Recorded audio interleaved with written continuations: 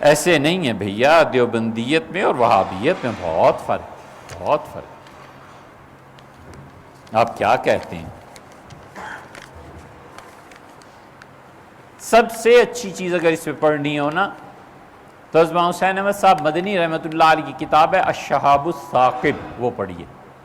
حضرت اس وقت مدینہ منورہ میں تھی اور حضرت نے ان وہابیوں پہ لکھا ہے جو کچھ دیکھا ہے۔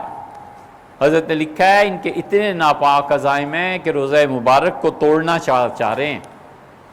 دیوبند میں شیخ الحدیث رہے اور حضرت رحمۃ اللہ کو تھوڑے عرصے شیخ الحدیث رہے، 1925-26 میں آئے تھے اور 57 میں انتقال ہوا۔ تقریباً 30 برس جم کے بخاری شریف پڑھائی ہے۔ بڑا فرق ہے۔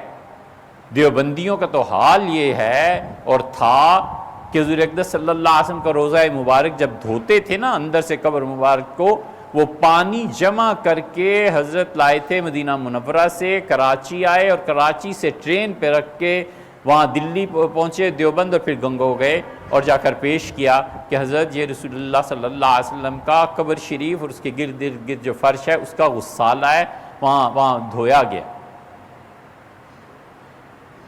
دیوبندیت کا مزاج یہ تھوڑا ہی تھا جو آپ پاکستان میں دیکھتے ہیں۔ حضرت رحمۃ اللہ علیہ فرماتے تھے دیوبند میں جب تک کوئی 3 سال نہ رہ جائے اسے پتہ ہی نہیں چل سکتا کہ دیوبندیت ہے کیا۔ دیوبندیت کی کہاں ہوا لگی؟ ہمارے اکثر و بیشتر اساتذہ دارالعلوم ہی کے پڑھے ہوئے تھے الحمدللہ، وہ جو رنگ ان میں دیکھا پھر کہیں نہیں آیا۔ انہیں حضور اقدس صلی اللہ علیہ وسلم کے ساتھ اتنا گہرا تعلق تھا، اتنا گہرا تعلق تھا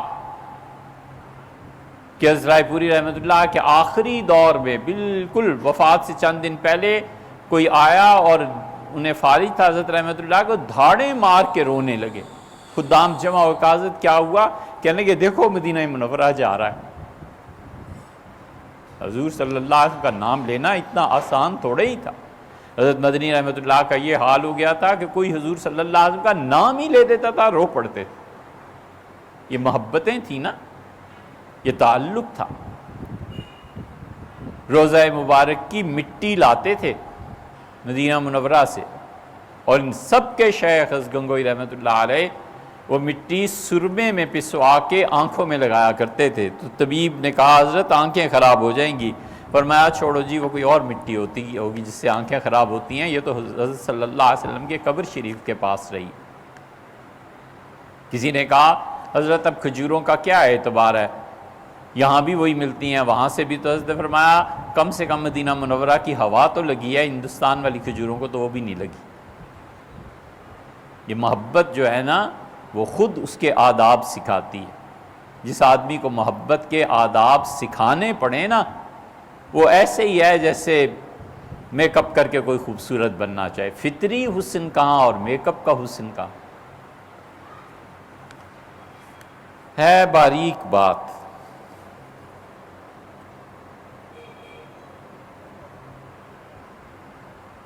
شمس جو تھے نا تبریزی، انہیں عمر میں کوئی آدمی نہیں ملتا تھا جس کو وہ سمجھا سکیں کہ میں کیا ہوں۔ اللہ تعالیٰ جب یہ خزانے اور معرفت کسی کو عنایت کرتا ہے تو بالعموم 3 صورتیں اس کی بن جاتی ہیں، اس میں سے ایک صورت یہ بھی ہو جاتی ہے۔ تو بڑے روئے اور خدا سے کہا کہ میں مرتا ہوں، اب کوئی تو آدمی دے جس کو جا کے بتا سکوں کہ کیا ہے۔ الہام ان کو ہوا کہ تم بلخ چلے جاؤ، چلے گئے۔ وہاں روم پڑھا رہے تھے۔ یہ مثنوی جو ہے نا، مثنوی جیسی کوئی دوسری کتاب ہمارے علم میں نہیں ہے کہ دنیا میں کسی زبان میں ہو۔ مثنوی اتنی بڑی چیز ہے وہاں روم۔ تو وہاں روم بیٹھے ہوئے تھے، خیر وہ جو بھی قصہ ہوا، خلاصہ یہ کہ وہاں روم سمجھ گئے کہ میرے مربی اور میرے پیر و مرشد ہیں۔ وہ 40 دن ایک حجرے میں رہے، حجرہ بند، اور کسی ضروری کام سے باہر تشریف لاتے تھے، اور پھر اچانک شمس تبریزی غائب ہو۔ جب غائب ہوئے تو پھر معروم رحمۃ اللہ تو پاگل ہو گئے، جھوٹے سے بھی کوئی کہہ دیتا تھا کہ شمس جہاں ہے تو وہاں جاتے تھے، روتے تھے، چیختے تھے، آہوزاری کرتے تھے۔ یہ محبت کی پختگی کے مراحل تھے۔ محبت صرف محبوب کا مل جانا نہیں ہوتا، محبت محبوب کے بچھڑنے سے، دور ہونے سے جو دل پہ کیفیتیں گزرتی ہیں نا، یہ بھی محبت ہی ہے۔ یہ الگ بات ہے کہ اس کا دوسرا پہلو ہے، یہ الگ بات ہے کہ وہ شکر کا تھا اور یہ صبر کا ہے، اور یہ الگ بات ہے کہ وہ خوشی کا تھا اور یہ رونے کا ہے، لیکن ہے تو محبت ہی، وگرنہ کون کس کو روتا ہے۔ مولانا روم کی حالت بڑی بری ہو گئی، سب نے چھوڑ دیا، ان کا پاگل ہو گئے۔ رومی رحمت اللہ علیہ کی پاگل پنے کا یہ حال ہوا کہ کوئی جھوٹے سے بھی آگے کہہ دیتے تھے نا کہ شمس شہر کے اس حصے میں ہے، تو بھاگ پڑتے تھے۔ آخر ہوا کیا، ایک دن مولانا روم کو پتہ نہیں کیا جوش اور جذبہ آیا۔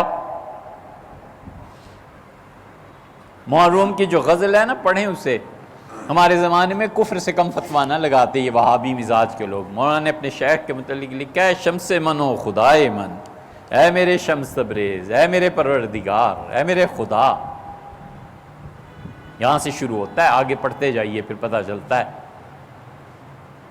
پھر مولانا روم پہ ایک اور غلبہ ہو، انہوں نے ایک دن اٹھے اور کہا میں ہی شمس ہوں، میں ہی رومی ہوں، میں ہی سب کچھ ہوں، اندر بھی میں ہوں اور باہر بھی میں ہوں، شمس بھی میں ہوں اور رومی بھی میں ہوں۔ رانجھا رانجھا کوک دینی، میں آپے رانجھا ہوئی، ہے نا؟ انہوں نے کہا میں ہی ہوں اب جو کچھ ہوں۔ باریک بات یہ ہے کہ کسی نے ایک دن آ کے کہا کہ شمس فلاں جگہ آئے ہیں، غریب آدمی تھا، اس سے اس مذاق کی سوجی۔ مولانا اٹھے، پگڑی اتاری، کپڑا اوپر کا اتارا، رومال اٹھایا، جو پاس تھا اسے دے دیا اور کہا حضرت سے میرا سلام کہنا۔ جب وہ چلا گیا تو کسی نے کہا مولانا اس نے جھوٹ بولا تھا، کہنے لگے میں جانتا ہوں۔ اس کا تو یہ آپ نے کیا کیا؟ کہنے لگے اگر سچ بولا ہوتا تو جان نہ دے دیتا۔ یہ ہے محبت، یہ ہے تعلق۔ کیا بات تھی؟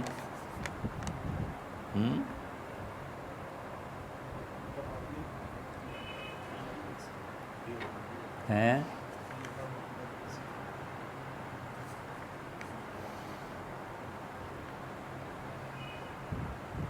ہاں، دیوبندیت کی بات تھی۔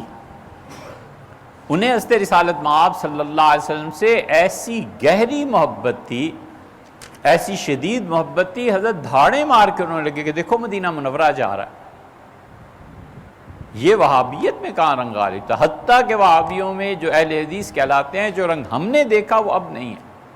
ہم نے ان کے بزرگوں کو دیکھا، کیا کہنے، چہرے سے نور ٹپکتا تھا، اور کیا مجال ہے کہ ان کی شلواریں پنڈلی، آدھی پنڈلی تک، بس اس سے نیچے ہوتی ہی نہیں تھی۔ ہم نے وہاں اسماعیل صاحب کو دیکھا، وہ تہجد میں ایسے روتے ہوئے دیکھا جیسے کوئی پٹائی کسی کی ہو رہی ہوتی ہے بچے کی، اور رو رو کے اللہ کے سامنے برا حال تھا۔ اللہ ہی کو اپنا ملجا اور ماوا اور اللہ ہی کو مرکز مانتے تھے اور اللہ ہی کے سامنے جھکتے تھے۔ یہ بھی تو اہل حدیث ہی تھے۔ اتنی تاثیر تھی ان کے کلام میں۔ ایک بزرگ تھے گرجاکھی ایک محلہ ہے بھی گجرانوالا میں۔ کسی نے آگے کہا کہ حضرت ہمارا گھوڑا جو ہے نا یہ بہت شرارتی ہو گیا ہے اور لوگوں کی فصلیں برباد کر رہا ہے، اور اس کے لیے کچھ تعویذ، کوئی دم کچھ کر دیں۔ وہ کرتے تھے تعویذ دم ساری چیزیں، بیعت کرتے تھے۔ غزنی کے رہنے والے یہ جتنے اہل حدیث تھے نا، جنہیں پٹھانوں نے وہاں سے نکالا تھا اور امرتسر آ گئے تھے، ان میں لکھوی اور غزنوی دونوں خاندانوں میں اب تک بیعت کا سلسلہ جاری ہے۔ یہ بدعتیں نہیں کہتے تھے، یہ تو اب بچے پیدا ہو گئے چھوکرے جو ادب کے طریقے سے ہٹ گئے۔ انہوں نے فرمایا گھوڑے کے کان میں میرا کہہ دینا کہ منع کرتا ہے کہ نہ کرو۔ بڑے حیران ہوئے، انہوں نے گھوڑے کے کان میں جا کر یہی کہا کہ حضرت منع فرماتے ہیں نہ شرارتیں کیا کرو، بس ختم ہو گئی بات۔ اتنا اثر تھا۔ کہتے ہیں آواز کا کیا اثر ہوتے ہیں، سانس کا کیا اثر ہوتا ہے۔ جبریل امین کا سانس اللہ کا سانس تھا، وہ سانس پڑا ہے، وہ سانس جب جبریل امین نے باہر نکالا ہے تو مریم پہ پڑا ہے اور عیسیٰ علیہ السلام پیدا ہوئے ہیں۔ لوگ جبریل امین کو کوئی چھوٹی سی چیز سمجھتے ہیں۔ جبریل امین پورے دنیا میں نہیں آئے، ان کا کچھ حصہ آتا تھا، اور جبریل امین آتے تھے انبیاء علیہ السلام کے پاس، یا اپنے گھر میں وہاں بیٹھے رہتے تھے۔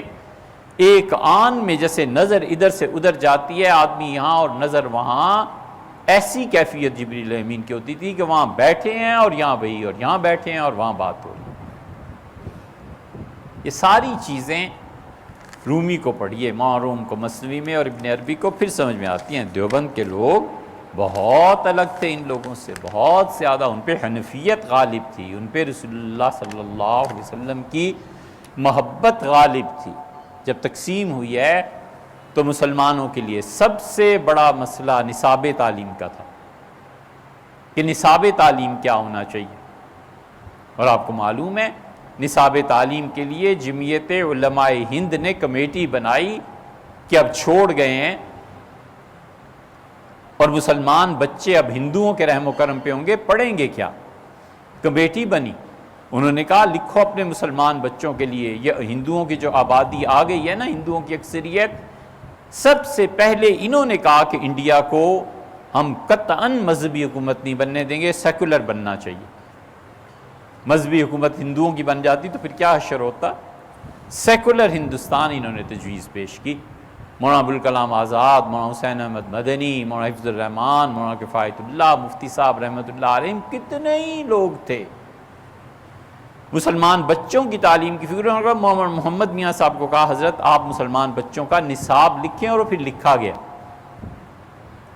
آل انڈیا کانفرنس بلائی گئی بچوں کے مسئلے پہ، تعلیم کے، مسلمانوں کے، اور پوچھا گیا کہ صدارت ان کا اجمیر شریف کے جو پیرزادگان ہیں یہ صدارت کریں گے۔ یہ دیوبندیت ہی تو تھی، اور کیا تھا؟ بڑا فرق تھا بھیا۔